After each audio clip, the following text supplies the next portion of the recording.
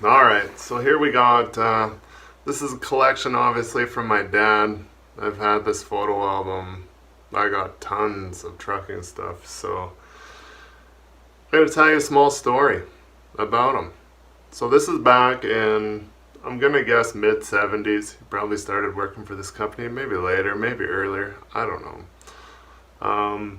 I was born in 78, of course, and that's where I kind of got my first taste of trucking. See one of the pictures in there, I'm a small child, I'm guessing about one, sitting behind the wheel. And that's where it all goes wrong. Or right. But anyways, if you guys know anything about Arctic transport based out of Edmonton, I'd like to hear your comments and fill in something. Or say, hey, I used to work there. Whatever. Just say. Alright, let's take you back to a time of galvanized corrugated fenders. 8 wheels were king. Split rims were the must. I don't even think aluminum rims existed then, but before confidentiality clauses, before safety, before hard hats, before coveralls, before reflective stripes, before emissions.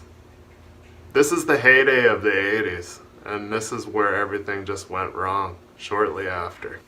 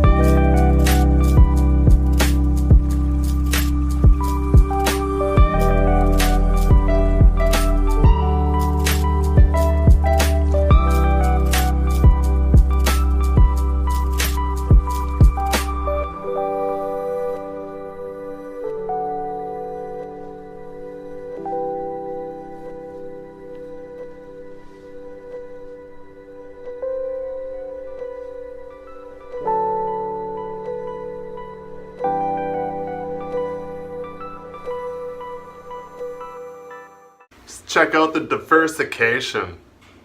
Like, these guys are hauling equipment, they're moving rigs, they're doing service work. They're like, hey, what do you got? We'll smash it out for you, no problem. Arctic Transport.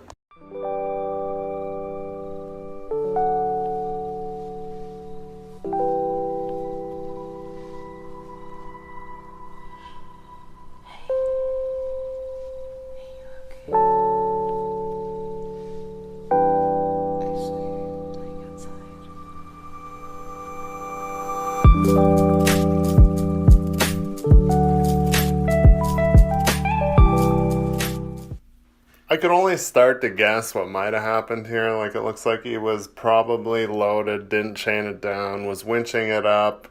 It wasn't quite flat. We all know how it goes. You get to the wheel, it fucking fucks off to one side or the other, whatever's lowest. And then maybe the load shifted. Doesn't look like a very friendly predicament.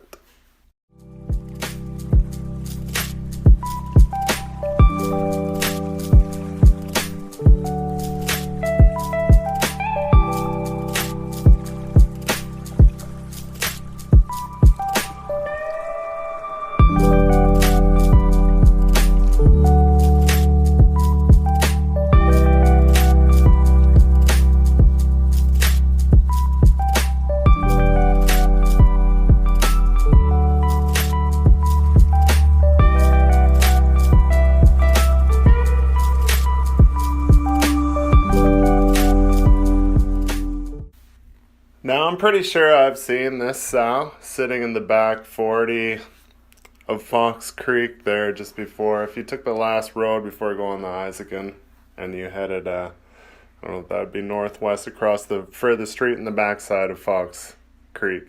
I'm pretty sure I've seen this truck.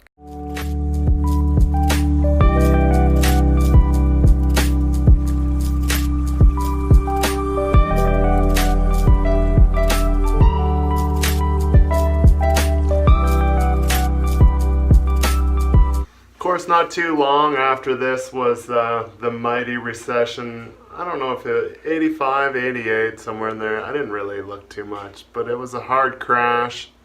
There was a bit of a depression. I'm depressed now. It's 2019.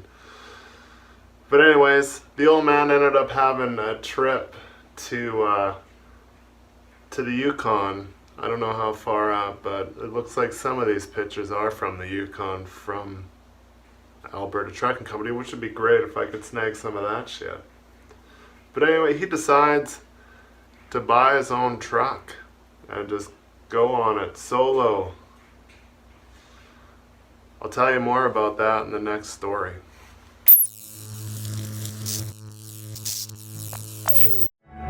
Burning bridges to the ground, so take away what's left of me. Alright, so time for part 2 now. We're, seems to be kind of bouncing around from job to job. I'm probably totally wrong. Not that I know. My dad passed away when I was 13, so I can just look at these photos and just kind of guesstimate. In between working at Arctic, he kind of bounced around job to job, bought his own truck, and started to getting some stuff going in Alberta, Yukon, and Alaska. Northwest Territories probably in there too. And just grew to love the land of the Northwest.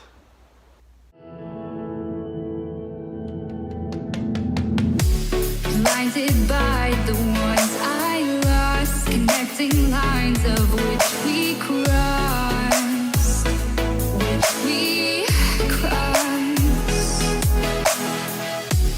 dropped off the scene that side, wishing to have one more fight left in me. The life I see, what's left in me. Burning bridges to the ground. Take away what's left of me. So from what I can see, and I'm guessing everybody else is seeing, like, my old man was pretty diversified. He would pretty much truck and haul anything he can get his hands on, from petroleums to bulk. I see like some sulfur stuff in there. Reefers. Yeah, reefers. It's not much he couldn't do. And it's ingrained in me as well, so even though I didn't get to spend a lot of time with him, there's a lot of him in me.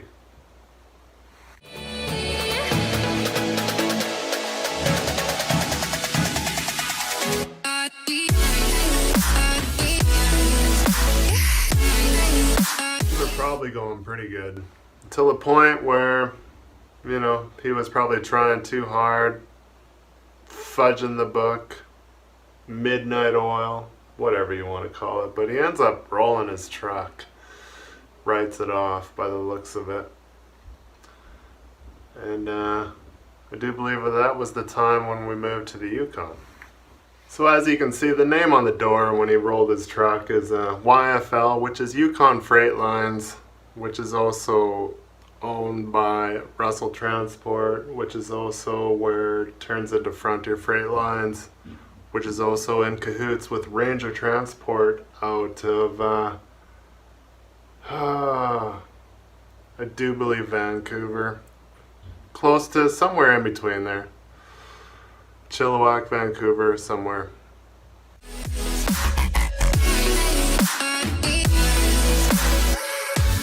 Burning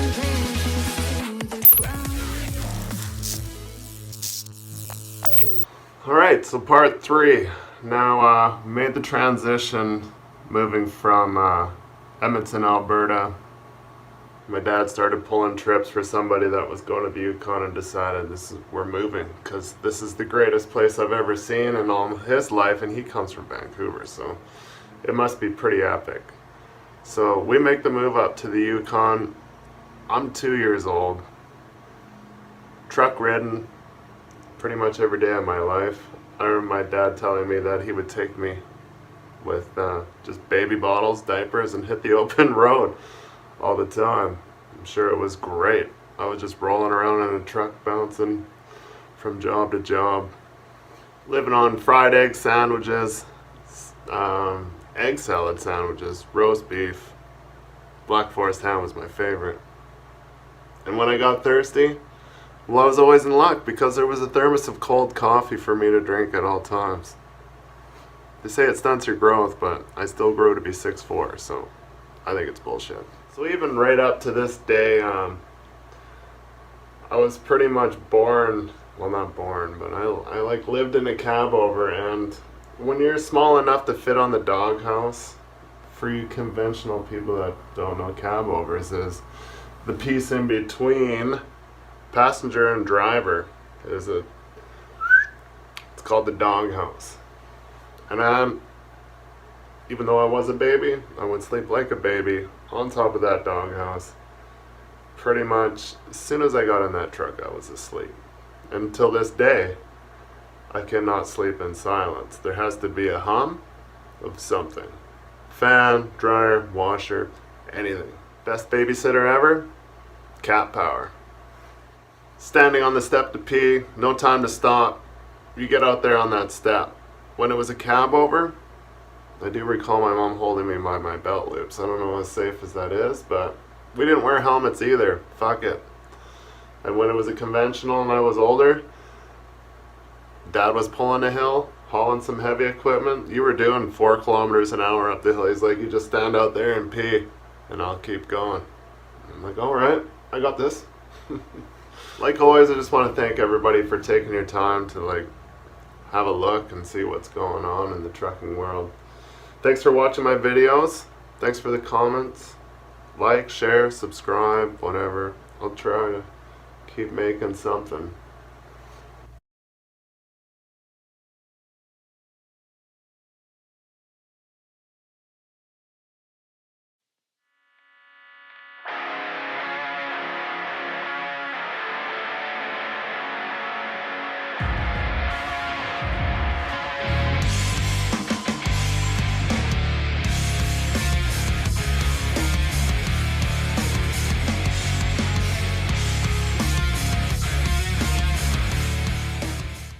So even though I might have been young, I got a pretty good memory.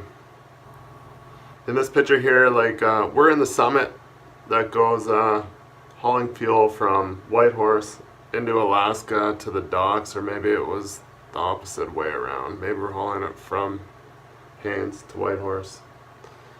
But they're the biggest mountains that I've ever seen in my entire life, and I've been all across Canada. And up here you can see it's a complete whiteout, so that's pretty cool. It must have been quite a challenge in the day just to follow the delineators, as the ice road truckers would say, the Dalton Highway. Challenges of trucking, getting her done.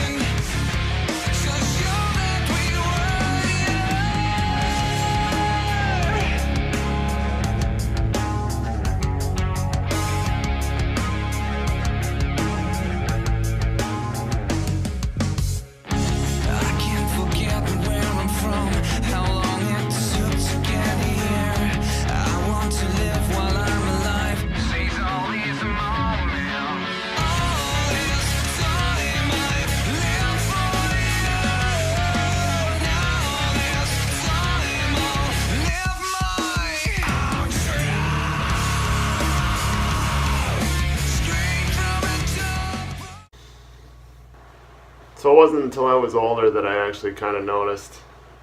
I'm probably just tripping out, but the unit number on his first truck that he drove when we moved to Whitehorse was Unit 49, which was ironic because that was how old he was when he died.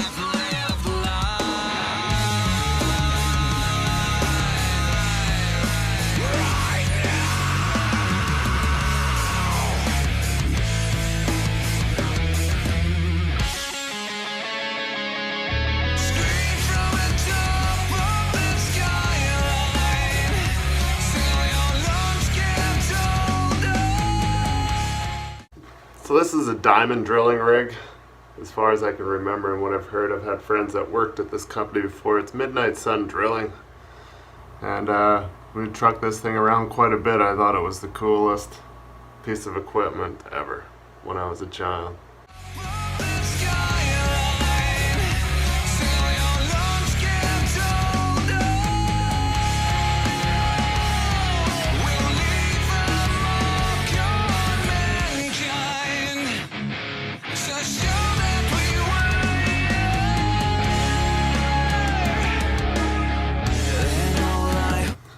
And to this day, B-trains. When I first started to try to back up a set of B-trains, when I first got my class one, everything came flooding back to me. Where I learned my first swear word. My dad would get so angry backing up fuel B-trains. But it wasn't until I was probably 30. We had a set of B-trains at a place I worked, and we'd sieve up them once a year, and I'd be like, oh, I'll park it. And I would use the shop truck, which was also like a 1985 Canadiana, which the steering box in the older trucks is, from knuckle to knuckle, is like 5 turns. So nowadays it's like 3. So it was an arm workout, and it was like a history lesson of where I got to learn my first swear words.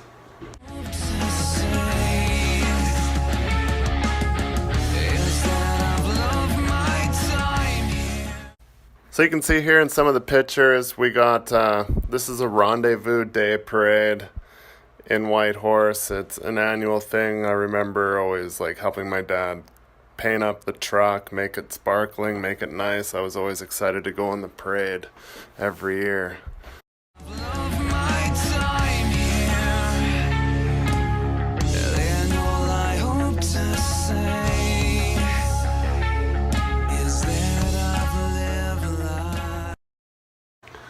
So we even get a little bit of ice road trucking. I couldn't really tell. I'm sure if I asked my mom, she'd probably be able to tell me if this is probably Prudhoe Bay in Alaska, or it could be somewhere along the Alaskan coastline, I'm pretty sure. Doing a little bit of ice road trucking. You can see there's some offshore drilling rigs there in the background. Just a lot of things you can tell by just looking at a picture. It's pretty cool. I got a whole bunch of stuff on Prudhoe Bay, drilling rigs, tugboats. To come in the future, I got a lot of that. Some pretty cool pictures my mom bought in a store there. I'll tell you a story about that.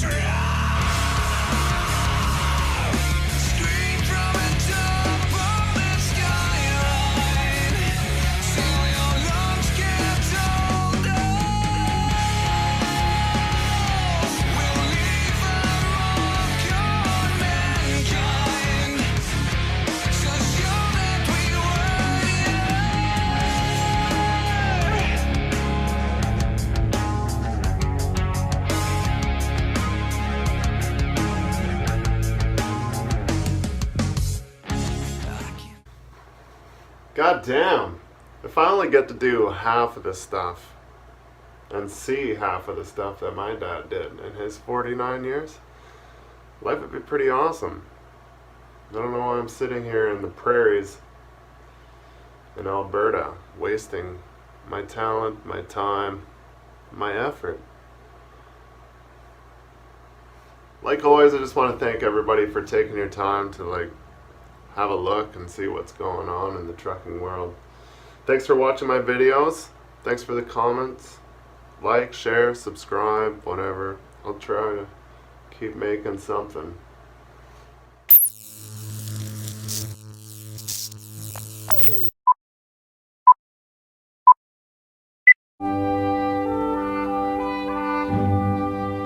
Little history lesson about the Canal Road. In April 1942, U.S. military embarked on a grand scheme to tap at a local source for vitally needed oil to support its northern war efforts. Bang bang. Oil existed along the Mackenzie River in Northwest Territories at Norman Wells. 825-kilometer road and pipeline from Whitehorse to Norman Wells was to be built by the U.S. military. This took place 2 months after the start of the Alaska Highway, coming from Dawson Creek all the way to wherever it goes. Where's the end? At least I think it is anyways. The approved budget was to be 24 mil. A refinery was also to be constructed in Whitehorse, which would have been good for the residents. I don't know what was going on there at the time. I'm sure it was just copper mining, gold mining, a bunch of mining. Coal operations in Pharaoh, maybe. I highly doubt it.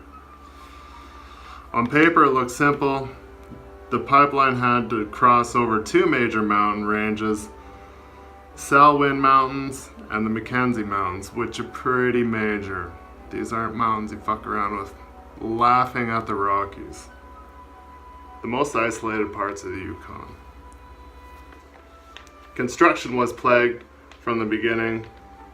Project exceeded its budget by 5 times. Nevertheless, the road and the pipeline were finished in 2 years. By 1944, the oil was pumping 3,000 barrels a day to the Whitehorse refinery. By March 1945, war effort was wound down. Whoops. We just spent a lot of money. By March 1945, war efforts wound down.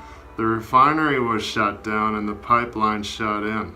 13 months in operation at a total cost of $134 million. Go USA, eh? For the American Army, the project had become an expensive embarrassment, I'd say. The cost to maintain a pipeline in the permafrost-stricken territory was too expensive because when the war effort was over, the U.S. military didn't have the rights to it anymore. It would have went back to the Canadians as beady-eye flabby mouse. And then when it was too expensive to maintain, and the natives aren't big on pipelines, trust me. We talked about it a lot through all sorts of school. Shortly after the war was over, the pipelines, transmission stations, the entire refinery were dismantled and shipped to Leduc oil field, which at the time, Leduc number 1, wasn't even started yet, but it was in the process of happening. If you're lucky enough, and for some reason you're gonna journey, CarMax, the easy way, up to Ross River, and then I don't even know if the ferry is still open. I haven't been. We went across there, yeah, I must have been 14, 15 with my mom in the pilot car at the time. We went to Mac Pass. I don't know if there was a camp of some sort up there. Anyways, we moved a bunch of ATCO shacks out and we were trucking across rivers. It gets pretty rough, but this lineup of Army vehicles is right on the side of the road and you can probably still see it today. But I have heard some rumors that the ferry across the river from Ross River, which is a rough neighborhood, is shut down now. And if you don't want to hit it from, say, CarMax on. If you're coming from Alberta side, you can hit it right from Watson Lake. Or if you're coming from BC as well, the Cassiar Highway, it kind of is the junction of Watson Lake. You can get on the canal road there. It's not advised, but it's only open seasonally in the summer, and if it's raining, good luck.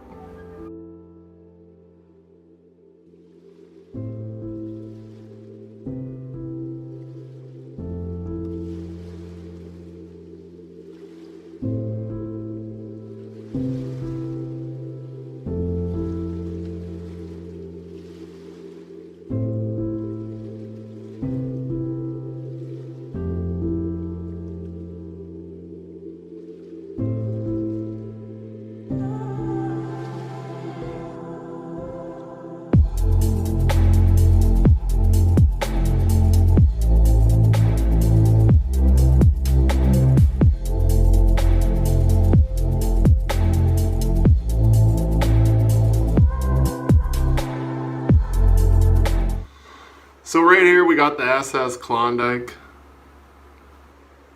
There used to be an SS Whitehorse. There was probably dozens of these at a time, but most of them were wrecked in the rivers, the treacherous Yukon River. Traveling in between Whitehorse and Dawson City, taking gold rush prospectors back in the year of 1897, 1898. They were probably in use for quite a while. Most of them have been vandalized and burnt down, which is a shame.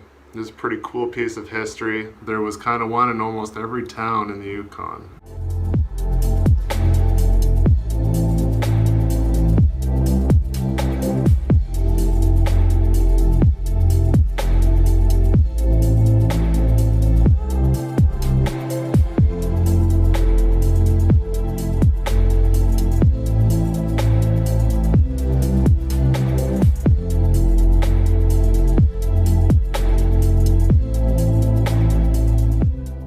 Sorry, I'm getting way off track here. I'm getting like history lessons. There's just so much history when it comes to the Yukon that I'm pretty proud of. I miss it a lot, but anyways, back to the trucking.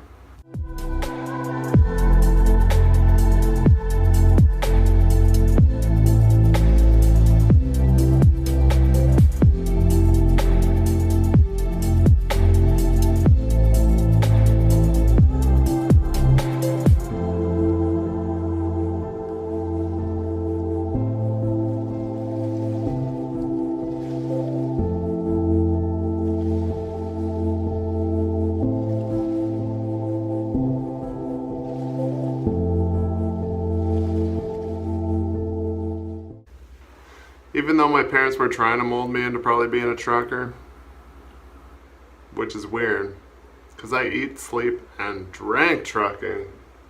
Pretty much my whole childhood I was with my dad until I had to start going to school, and that was a scratch and fight to get me to go to school, because my dad was going to work and I was going to school, and I hated it. I remember it particularly because I have a mind like an elephant, so I remember a lot of stuff. I hated going to school, but yet I went, and then on weekends I'd go with my dad when I wasn't going to school.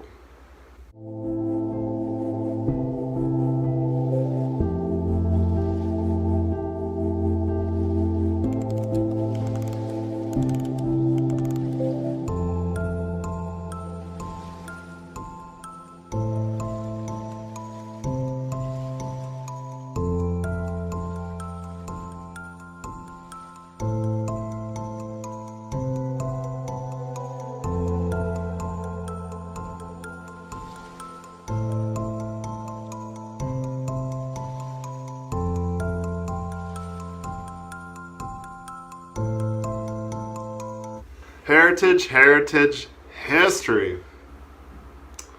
We got all sorts of these floating gold dredges all around Dawson City. They're littered quite a bit, especially around if anybody's watching from the Yukon, the Hunker Road, which is a very popular mining area just outside of Dawson City, in between Klondike Corner and Dawson City. I would get to see all these dredges. We would stop. I would go and play around on the dilapidated gold dredge as a child. Lucky to be alive. But yeah, pretty cool stuff to see. A lot of mining stuff I got to see. Lots of holes in the ground, lots of caves, lots of mines, lots of gold dredges, stuff like that. Lots of old rolling coal equipment.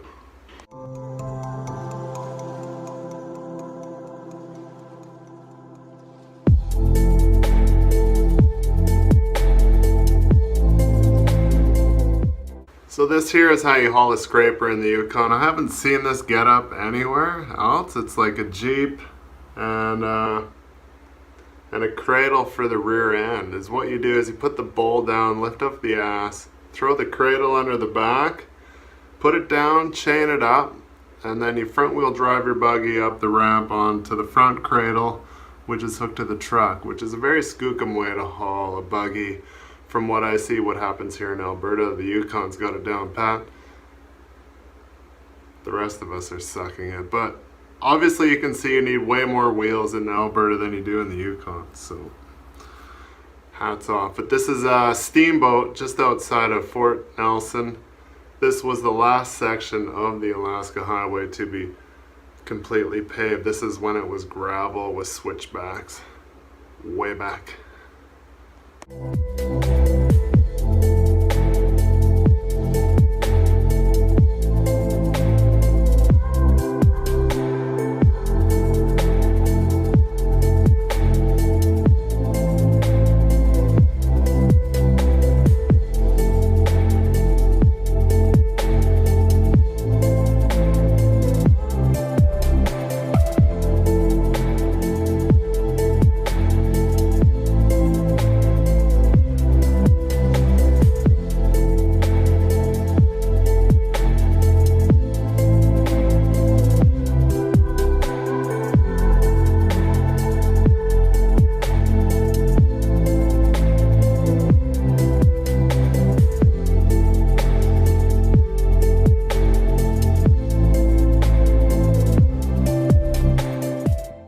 A shit ton of stories. Okay, the story is here. See this Bailey Bridge that is like 900 meters off the tiniest little creek bed because the ravine wasn't rated for a D10. So we had to unload and walk it down. There's a little trail. If you see in the pictures there's a little cut bank trail that goes down. The old man had to take her down, walk it across the creek, up the other side. Kind of sketchy, like supposedly it didn't have cleats on it, so we all know how cats on ice and snow. I do. Sketchy. The old man lived his life like, what do you need done? Okay, it's done. Professionally.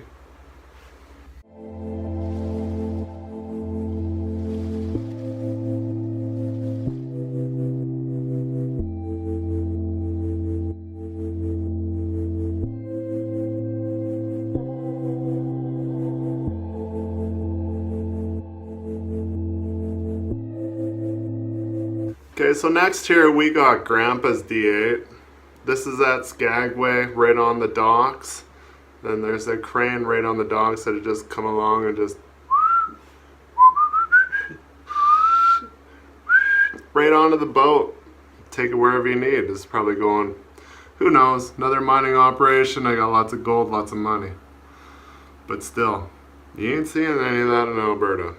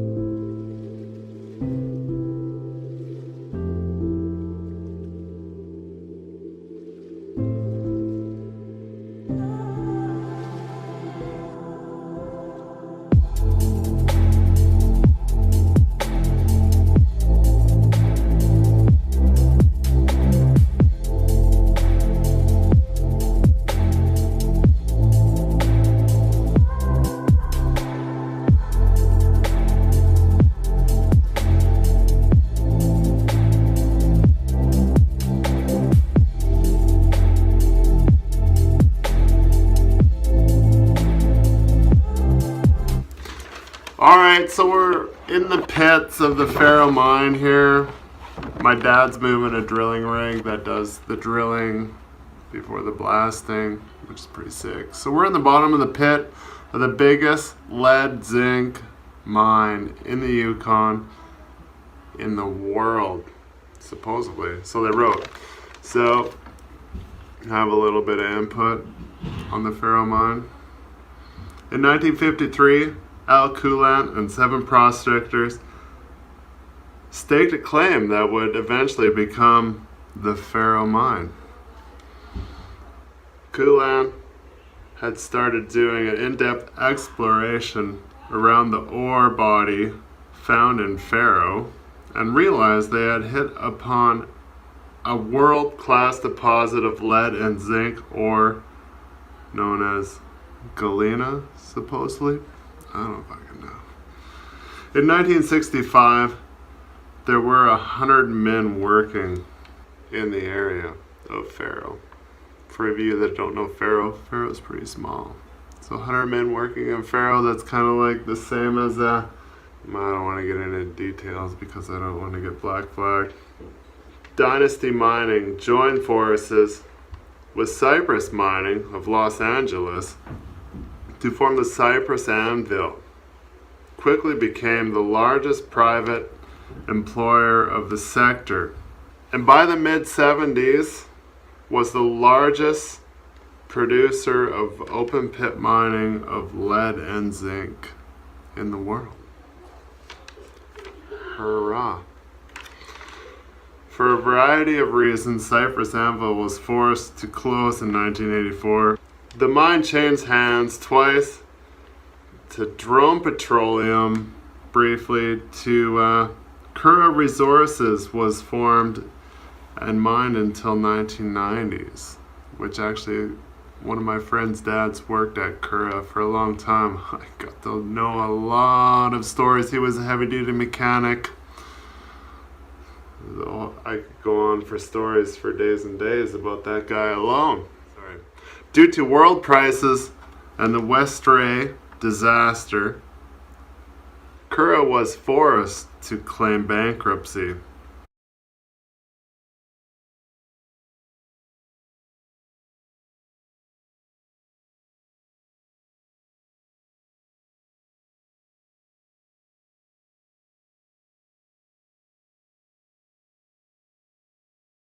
Anvil Range Mining reopened the mine from 95 to 97, but was an absolute failure. I imagine they didn't get shit done, really, from that time. And is now permanently closed. Reclamation is in the progress. It's probably the biggest cleanup all across the Yukon for a mining site.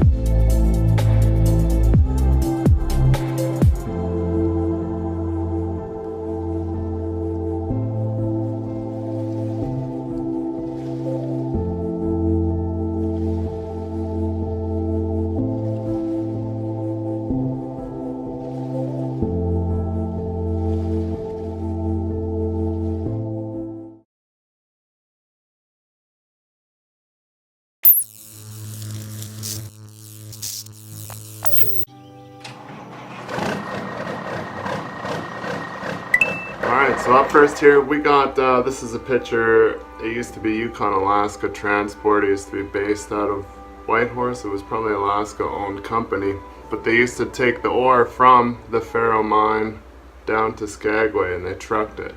In the earlier days they used to truck it to Carcross and it used to get on a train, but the White Pass Train Company, known as the White Pass Route, which is more like a tourist attraction nowadays, in having it. These muffin trucks, as we'd call them, they would run 24/7, supposedly 362 days of the year. So it was pretty, there was a constant roar of these trucks every, I think they were about half hour apart, just constantly back and forth. And the Alaska Highway kind of runs right through the top side of Porter Creek and Whitehorse, which is a subdivision where I live, so we would always see them back and forth, back and forth. And their yard wasn't too far from my house either. Now, these photos of Yukon, Alaska trucks aren't exact. I remember them starting out, they had like almost like a safety green, whatever, neon green auto cars. They were all day cabs.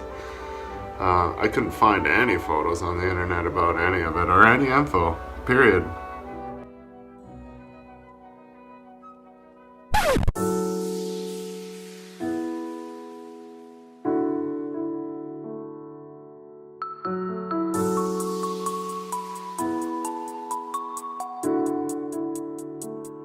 Yeah, I don't believe in destiny. I just do what's best for me. Don't listen to my enemies, they're just full of jealousy. Yeah, this legacy, you gon' see what's left of me. You gon' see success in me. Here we got a, I'm guessing maybe a 966, maybe a 988. Doesn't look big enough to be a 988, but they're unloading it with a gantry crane. It's probably at the docks in Skagway or Alaska, most likely, because that's the only two docks we ever went to. It's pretty cool. You don't see stuff like that today. I just wanna be the best at what I know. Better than the rest, just watch me grow. Put me to the test and watch me go. This is my quest, I'ma make it known. They call me obsessive, oh I know. Call me selective with my notes. Call me aggressive with my flow. Call me offensive even though. This is a picture of the dam in Whitehorse. It was constructed in about 1958 with multiple upgrades, turbine add-ons. This is a picture, I'm guessing, about 1985. They're doing the fourth turbine generator update or upgrade add-on. That's about the year it would fit in there. We would also supply power to Pharaoh, came from Whitehorse.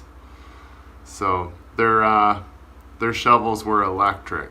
It used to always be a running joke when the power went out. They're like, oh, Pharaoh turned on the shovel. Life's tough, trying to get by, life's rough. Try to do it right, it's not enough. Even though you try, you still mess up. But I'm still gonna fight for what I love. Still gonna die for what I love. Still gonna try, I won't give up. Still gonna fight until I've won. They say I'm way too obsessed and I've got nothing left. And I'm not quite there yet.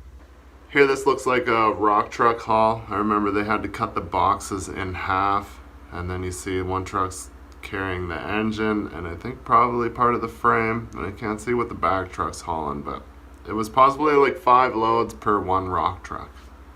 Those words they'll regret, cause I've got something left and I'm not giving in. I will not let them win. I won't stop till the end, no. Destiny, destiny, destiny, destiny. I've been through some injuries, mentally and physically. Studied them religiously so I don't repeat it. Gonna take a wild guess. This is probably after the Pharaoh Mine has been shut down. They're hauling all the rock trucks and all the equipment got hauled out, went to various places here. And the second picture here, you can see one of the Yukon, Alaska auto cars, that green truck that's out front. Never stopping searching, yeah, it's burning. All this passion hurts me. I took action working, writing down these. Here's something that, when I was hauling equipment, we use a scissor neck, removable neck, which I prefer the removable neck overall. But this was a rail trailer. I remember this one vividly. We use this all the time. And it was just a cool setup. You would just, removable neck, you would back the load over top, put in the specific blocking underneath the unit to space it out, and then you would connect the neck. And then you'd ram your truck back underneath there because it didn't have a winch. And then by the time you aired it up, the unit would be just as low as possible as you could haul a unit. So you were never worried about overheight.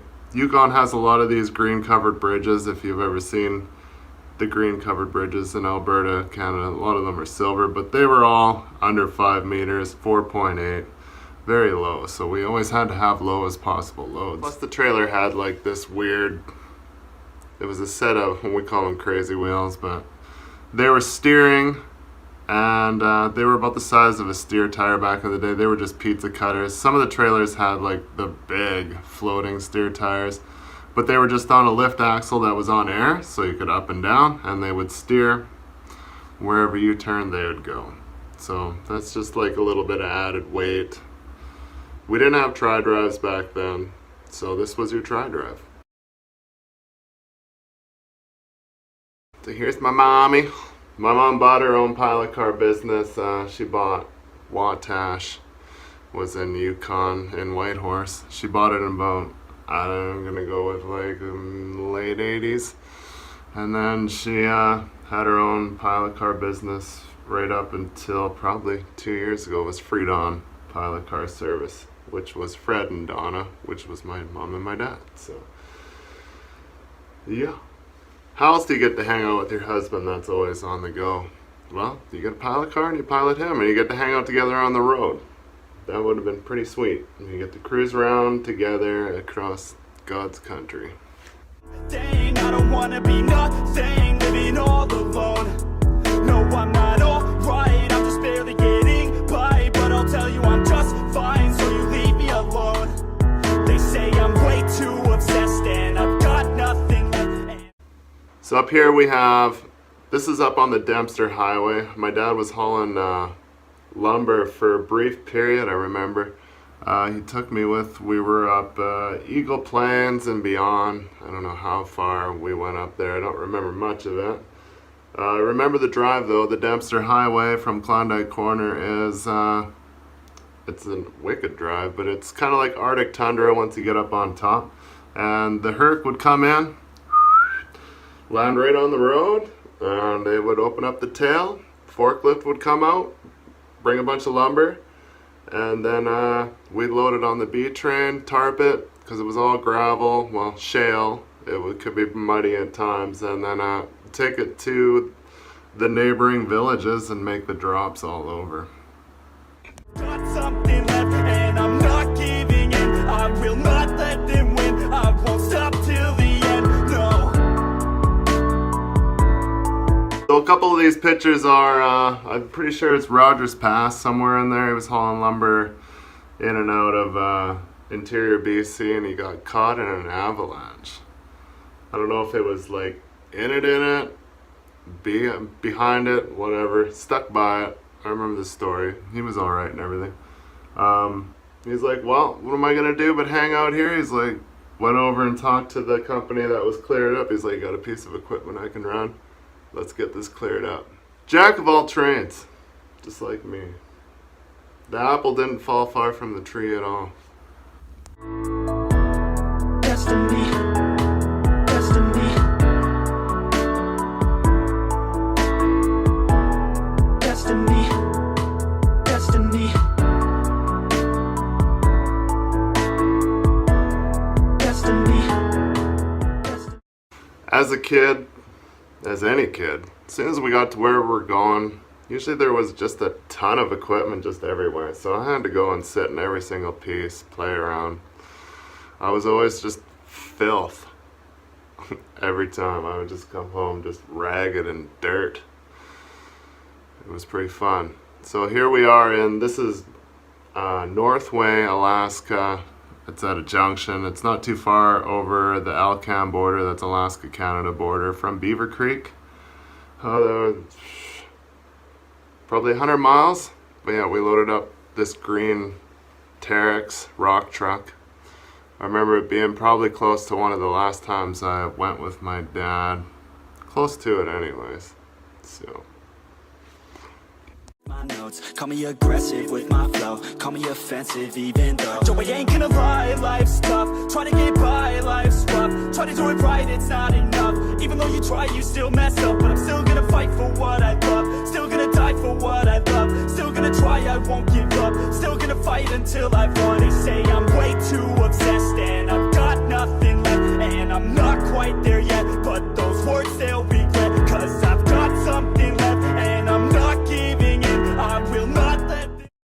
got a couple randoms. There's a couple photos here that I didn't have last time, or I just found more of. Destiny. Destiny. Destiny. I've been through some injuries, mentally and physically. Studied them religiously so I don't repeat history. And people won't admit to me they don't want a victory. Bad enough to get a C, they'd rather just go leave it be. I know this journey I've been on since 13, working hard and Here's another real odd. There's a picture of this sow, which came from the Arctic days, from when my dad was in the oil field in and around central Alberta. And then later in his future, you can see the Frontier truck in the background, the green one with the dark green lines. It's hard to tell if it's the same one, but damn near identical. Probably was on its way to Norman Wells or something. Who knows?